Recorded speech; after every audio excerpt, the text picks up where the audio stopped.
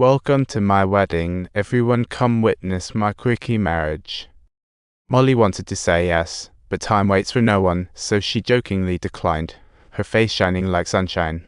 Inside, it felt like being scratched by a kitten. That night they silently exchanged doctor info, and when Hiren woke up the next day, Molly had quietly slipped away, and as Hiren reacted, he desperately chased after her, asking if he did something wrong. Molly just gently shook her. This time she confessed to the boy that she had a weird disease, and no one has lived longer than 10 years with it. Hiren was completely dumbfounded. She had 1,000 whys in her heart, all asking why exactly Molly. I'm seriously pondering this. For the old Molly, 10 years felt like a long, torturous wait. But when she met Hiren, those 10 years felt like a blink, and Molly was grateful for the joy Hiren brought her. But if this continues, she might get scared. Staring at the flawless Hiren, Molly held him tightly. Darling, please do marry me. Thank you, my sweetheart.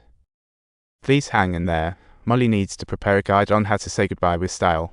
So she finally asked Hiren to live life to the fullest, before turning and dragging her luggage away.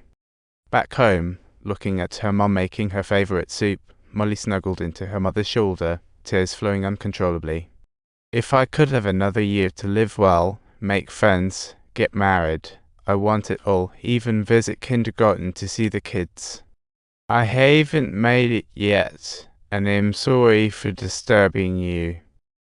Mom fought back her tears to comfort her. Molly's years of strength finally crumbled at that moment, curling up like a child in her mother's arms. Dad still hasn't turned around, and her hair has gone white. Maybe in her dad's heart, he wished it was her who got sick. Soon after, Molly's illness progressed to late stage. She cut her hair short, losing her former sparkle. In the hospital room, Molly was wrapping up her novel. Just then, her sister dropped the news that she was pregnant. She hoped Molly could help think of a name, but Molly fell silent. She always felt sorry for her sister, often losing her temper for no reason. Even though Molly clearly knew that the other person was showing concern for her, she still felt that the other person was being malicious. I love you. Why are you crying? Shut up. It's late and quiet. Molly took out that little DV and looked through the videos she recorded, 10 years of memories replaying in her mind. The more she went back, the more it hurt. She deleted each video, as if deleting herself, until she landed on the video of her first encounter with Hiren. Molly paused. This was the moment she rediscovered hope. Don't even think about death anymore, got the message. Time seemed to freeze in that moment. Molly vaguely saw her future, traveling with Hiren.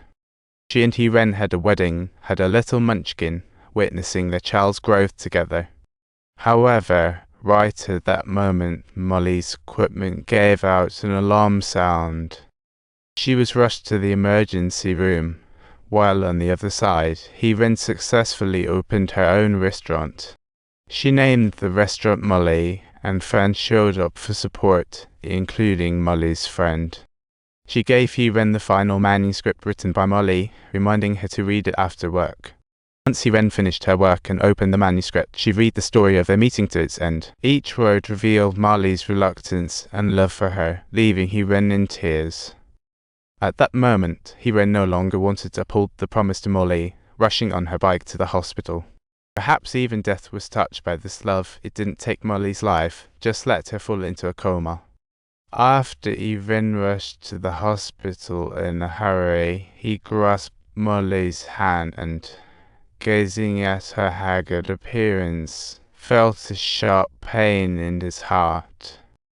She poured out her future plans to Molly, discussing how to name her new shop after her. Molly's hand started to twitch slightly. She tried to open her tired eyes to catch one last look at her beloved boy. At the story's end, they smiled and bid farewell. Molly's book was published nationwide after she left. Every time Hiren missed Molly, she would visit the bookstore to flip through the last 10 years.